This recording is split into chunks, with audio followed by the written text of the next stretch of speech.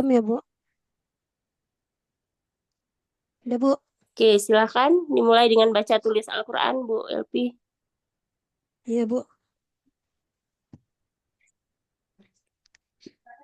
Surahnya suka hati ya, Bu.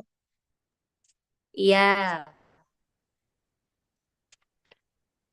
A'udzu billahi minasy syaithanir rajim.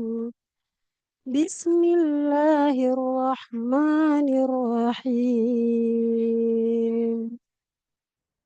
Wadduha wal laili idza saja. Ma wadda'aka rabbuka wa ma qala.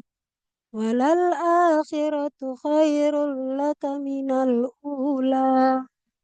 Wala saufa yu'tika rabbuka fatarda. Alam yajidka yatiman fa'awa.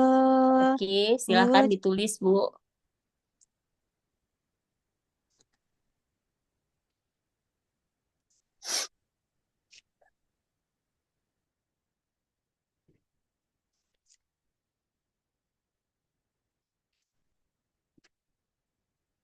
Surah Wadduhanya ditulis, Bu.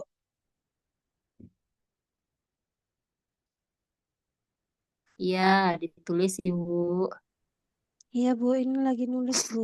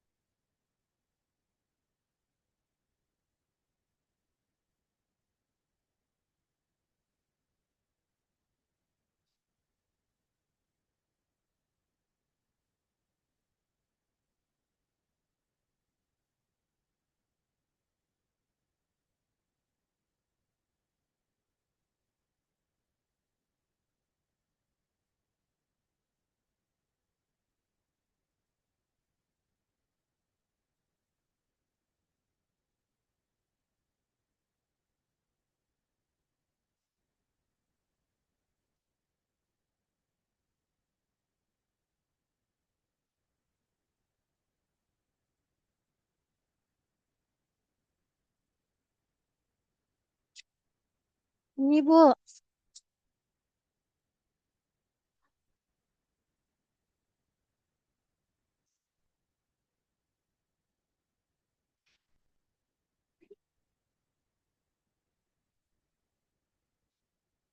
Bu, itu mic-nya di-unmute, Bu. Jadi Ke nggak depan denger. lagi, Bu. Ah, Nggak kelihatan, Ibu. Agak pas di kamera, coba. ini, Bu. Oke, udah. Oke, silahkan lanjut ke simulasi modul ajar PTK, PPRA. Vera. Ya, Bu.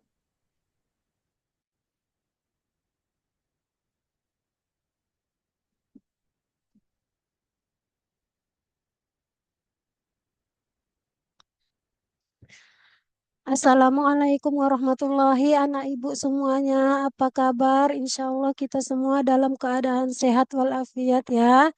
Nah, hari ini kita belajar modul P5 ya. Dan PPRA yaitu mengembangkan dan menerapkan program pengelolaan sampah untuk mencapai sampah nol.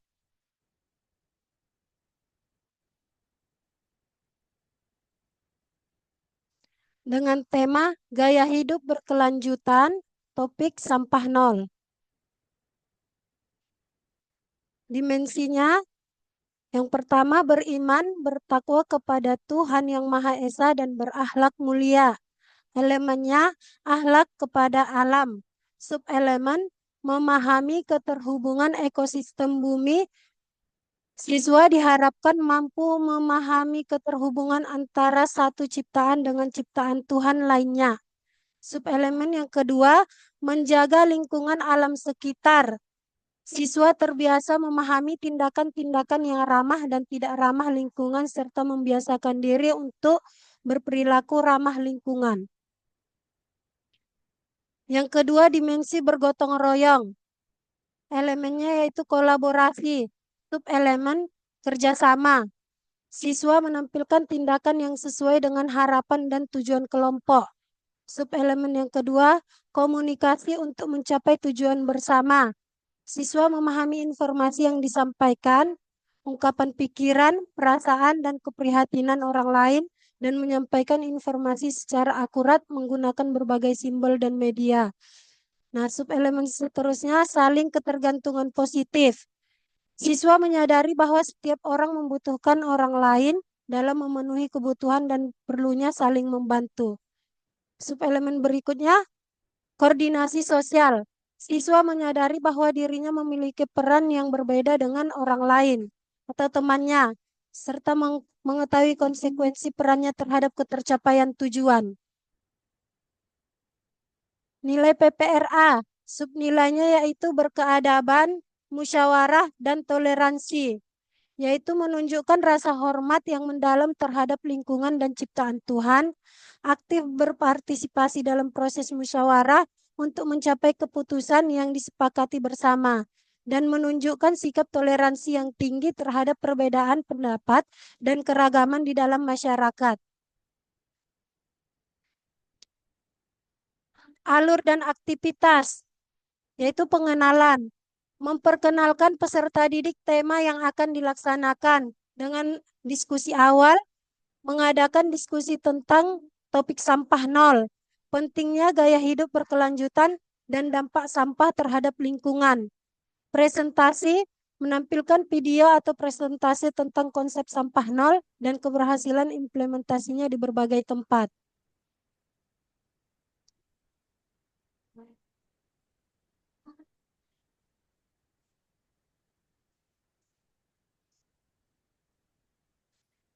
Kontekstualisasi, menggali permasalahan di lingkungan Bu sekitar terkait dengan, Elvi, iya Bu Bu, Elvi, iya ngajar Bu, Ibu. Apa ini Bu baca itu? oh iya Bu, Kan ini nggak, simulasi mengajar. iya Bu, ini ngajar Bu, Oh ngajar itu. Oke ya, silahkan lanjut berarti. iya Bu. Ya, nah Ibu, menggali permasalahan di lingkungan sekitar terkait dengan topik yang akan dibahas, yaitu melakukan observasi dan wawancara di lingkungan sekitar untuk mengidentifikasi masalah pengelolaan sampah yang relevan dengan topik sampah nol. Lalu kita buat survei, menyebarkan kuesioner kepada masyarakat lokal mengenai kebiasaan mereka dalam mengelola sampah. Setelah itu kita diskusi kelompok, mengadakan sesi diskusi kelompok untuk menganalisis data yang dikumpulkan dan menentukan masalah utama yang akan diatasi.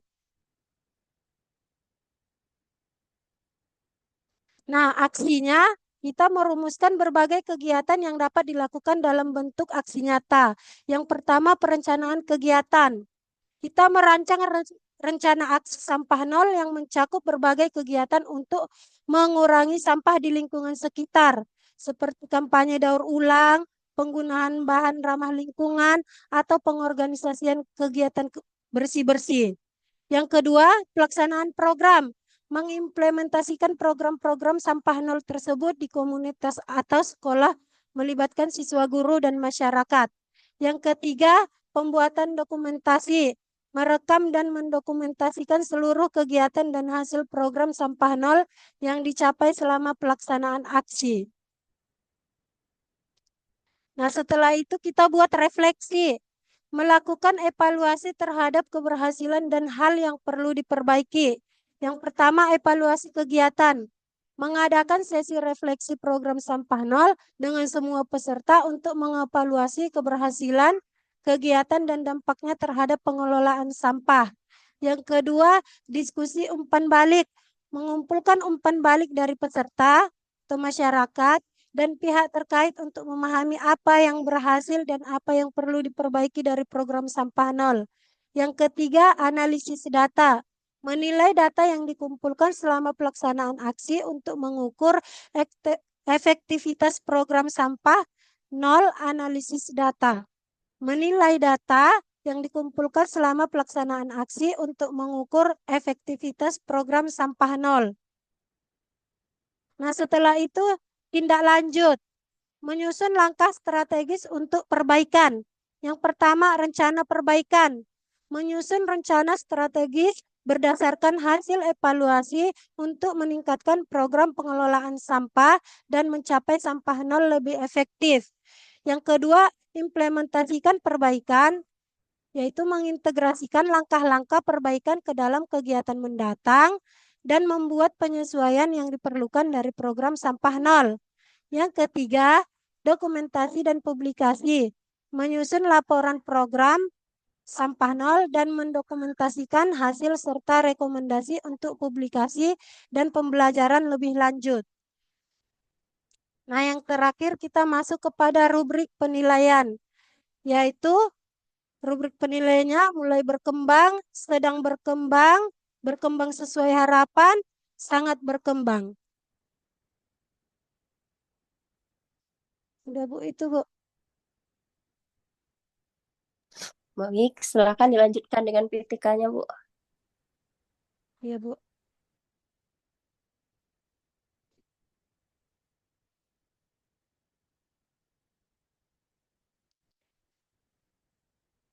Nah, PTK saya berjudul Penerapan Media PPT untuk Meningkatkan Minat Belajar Siswa Kelas 4 SD Negeri 054866 Sidomulyo pada materi menyambut usia balik. Latar belakangnya yang pertama, kendala dalam pembelajaran di sekolah, yaitu dominasi metode konvensional ceramah. Pembelajaran masih didominasi oleh metode satu arah, di mana guru menjadi pusat dan siswa pasif. Yang kedua, metode ceramah yang dominan seringkali menyebabkan siswa tidak aktif dan kurang termotivasi. Lalu latar belakangnya lagi, kurangnya penggunaan media pembelajaran interaktif, yaitu sebagian besar guru belum memanfaatkan media seperti PowerPoint secara optimal. Pembelajaran sering menjadi monoton dan tidak menarik bagi siswa yang berdampak pada rendahnya minat belajar.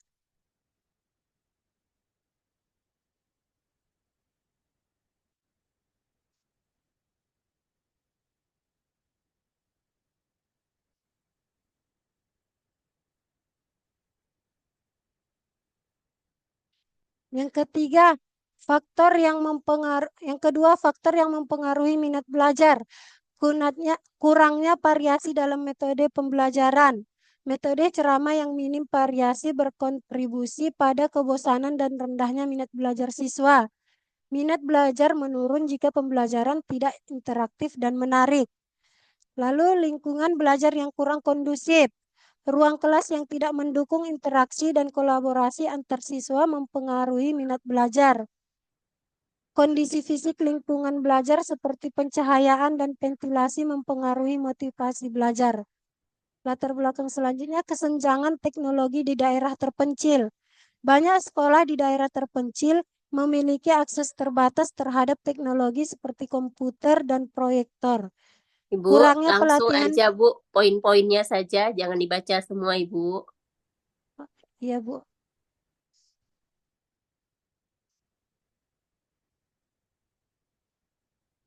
Rencana PTK tadi judulnya Bu, penerapan media PPT untuk meningkatkan minat belajar siswa. Fokusnya itu pada peningkatan minat belajar siswa melalui penggunaan PPT yang interaktif.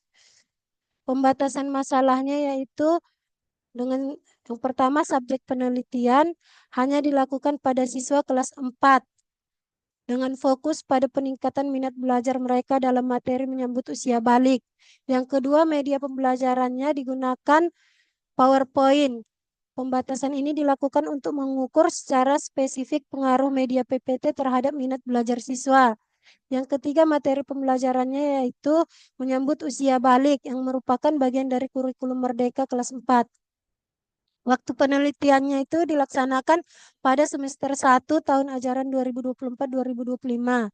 Minat belajar itu peningkatan minat belajar yang diukur dalam penelitian ini dibatasi pada aspek-aspek seperti keaktifan siswa dalam pembelajaran, ketertarikan pada materi yang disampaikan, dan partisipasi dalam diskusi kelas. Rumusan masalahnya yaitu apakah penerapan media PPT dapat meningkatkan minat belajar siswa kelas 4 SD Negeri 054866 pada materi menyambut usia balik. Nah, tujuan penelitiannya yaitu untuk mengetahui sejauh mana penerapan media PPT dapat meningkatkan minat belajar siswa. Yang kedua, untuk mengukur efektivitas penggunaan media PPT dibandingkan dengan metode pembelajaran konvensional. Yang ketiga, mengidentifikasi faktor pendukung dan penghambat. Lalu manfaat penelitiannya yaitu memberikan alternatif metode pembelajaran yang inovatif dan menarik bagi siswa, sehingga dapat meningkatkan kualitas proses belajar mengajar serta sebagai syarat untuk menyelesaikan tugas PPG PAI tahun 2024. Landasan teorinya yaitu menurut Slameto, minat belajar, rasa ketertarikan, dan keinginan untuk terlibat dalam kegiatan belajar yang membuat siswa aktif dan antusias. Faktor yang mempengaruhi minat belajar menurut Hidayat yaitu kemampuan pengalaman siswa dan eksternal atau kualitas pengajaran lingkungan belajar dan dukungan keluarga. Cara mengukur minat belajar yaitu melalui kuesioner, angket, observasi, dan wawancara. Media pembelajarannya ada segala sesuatu yang dapat digunakan untuk menyampaikan pesan dari pengajaran atau informasi kepada siswa. Jenisnya yaitu audiovisual, cetak, digital, interaktif, dan media berbasis internet. PPT sebagai media pembelajaran. Langsung ke Kelebihan metodologi, Bu. Metodologi langsung.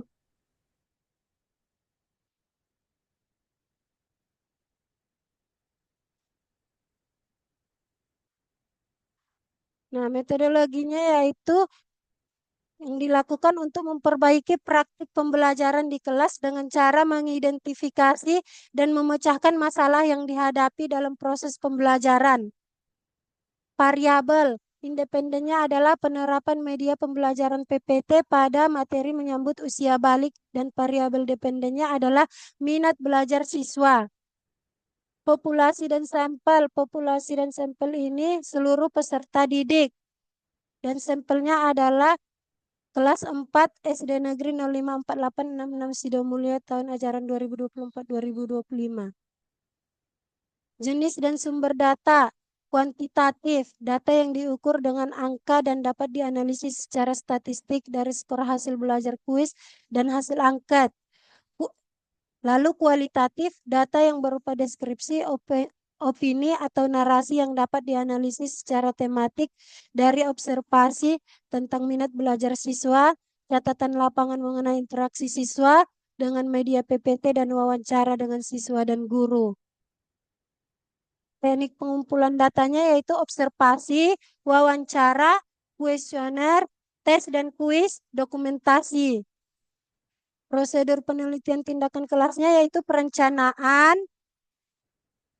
Perencanaannya yaitu menyusun rencana, modul ajar sesuai dengan materi ajar yang diajarkan dengan menerapkan media pembelajaran PPT, menyiapkan sumber belajar, menyiapkan lembar kerja siswa, menyiapkan soal-soal untuk evaluasi, menyiapkan angket pertanyaan wawancara dan tes. Oke, cukup, Lalu, Bu. Iya, Cukup Bu Bu. LP, Iya, dibaca Bu. semua ya Bu ya. Dibaca semua nggak cukup waktunya Ibu. Iya, Bu. Ya, Iya. Hmm. jadi tadi kan penerapan apa media PowerPoint berarti ya PPT ya. Iya, Bu. Rumusan masalah itu nanti tolong diperbaiki Bu ya. Satu saja. Iya, Apakah Bu. penerapan media PPT dapat meningkatkan minat belajar? Udah itu aja cukup. Gitu Bu ya. Iya, Bu. Iya. Nanti tujuannya mengikuti ya Bu ya. Oh iya, Bu. Tujuannya mengikuti, Bu. Oke, terus kemudian ini berapa siklus? 2, Bu. 2 siklus. Satu siklus berapa kali ini tindakan? Satu siklus 2 kali tindakan ya, Bu. 2 kali tindakan dengan menggunakan media PPT. Media. Iya, Bu. Media Di, PPT, Bu. di kedua tindakan itu menggunakan media PPT. Iya, Bu. Iya, betul. Oke, baik. Kemudian eh, apa alasan atau bisa nggak Ibu jelaskan kenapa sih guru dituntut untuk melakukan penelitian PTK? Kenapa nggak penelitian lain seperti eksperimen misalnya? Kenapa mesti PTK? Supaya untuk meningkatkan keprofesionalan seorang guru itu, Bu. Apakah dia bisa menggunakan media digital seperti PowerPoint gitu, Bu, untuk Bukan meningkatkan Ibu, kualitas guru gitu, Bu. bukan itu pertanyaan saya. Oh, jadi kayak mana, Bu? Kenapa guru dituntut untuk melaksanakan penelitian PTK? Kenapa nggak penelitian lain aja? Karena di dalam kurikulum Merdeka penelitiannya udah diwajibkan PTK, Bu. Kalau dulu kan kayak proposal seperti itu, Bu. Kalau sekarang udah PTK, jurnal kayak gitu dia, Bu. Nanti Ibu baca lagi ya Bu ya. Ini agak agak aneh jawabannya Bu. Oh iya, iya, Bu. Maaf, Bu. Ini apa sih yang sudah dipahami dari modul-modul yang sudah diajarkan terdahulu? Itulah yang kemudian harus ditanyakan ketika kompre ya Bu ya. Itu untuk Oh melihat iya, sejauh Bu. mana pemahaman Ibu terkait dengan materi-materi yang sudah dipelajari. Terus Oh kemudian, gitu ya, Bu. Iya. oke, baik. Kemudian terkait dengan eh, teori belajar. Teori belajar apa yang Ibu ingat yang sudah Ibu pelajari? Kalau menurut modul kemarin, Bu, teori behavioristik, teori sosial, konstruktivistik, humanistik, ada Eh, 5 dia, Bu, teorinya, Bu. Oke, baik. Behavioristik, Oke, baik. konstruktivistik, humanistik, sosial, satu lagi itu, Bu. Oh ya, Oke. Terus iya. kemudian bisa nggak Ibu contohkan penerapan salah satu teori itu di dalam pembelajaran PAI? Kalau dia teori behavioristik, penerapannya dia itu ada eh, reward, itu stimulus dan respon, Bu.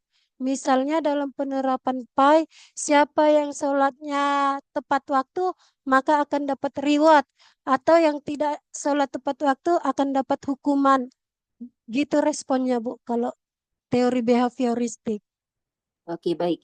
Terus kemudian salah satu kekhasan dari kurikulum Merdeka itu adalah apa namanya adanya pembelajaran eh, atau nggak usah itulah adanya pemetaan kemampuan siswa di awal gitu ya Bu ya.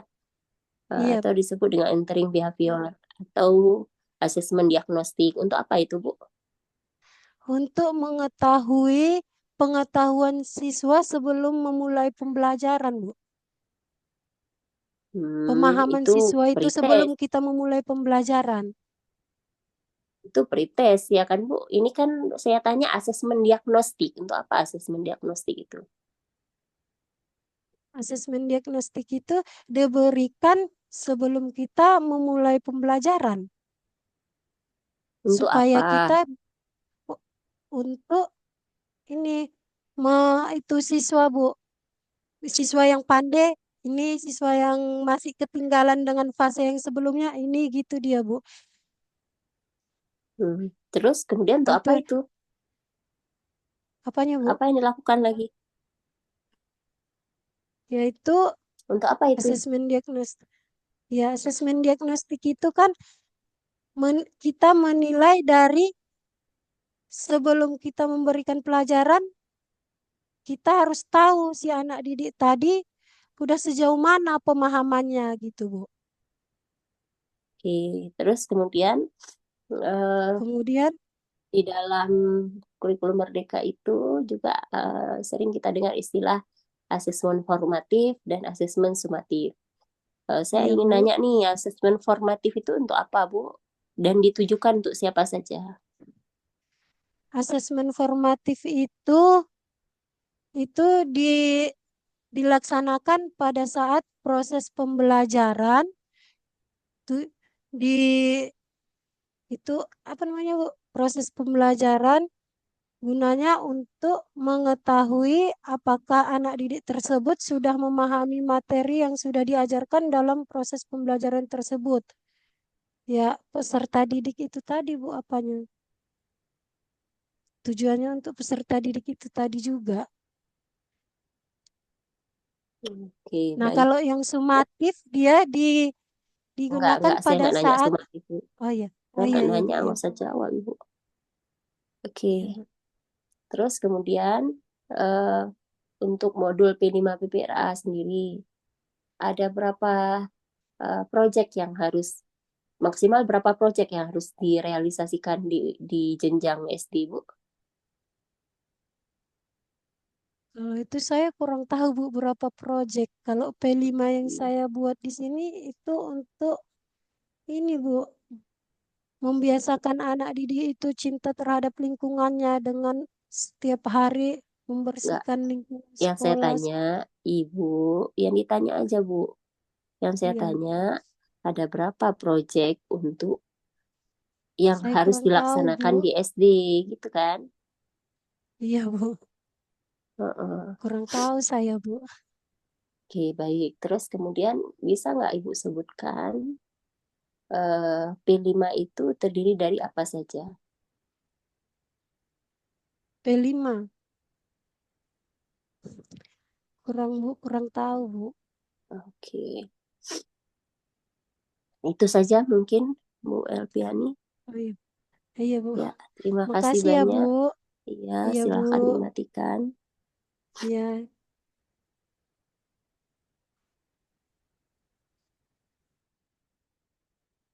Makasih ya, Bu. Assalamualaikum, Bu.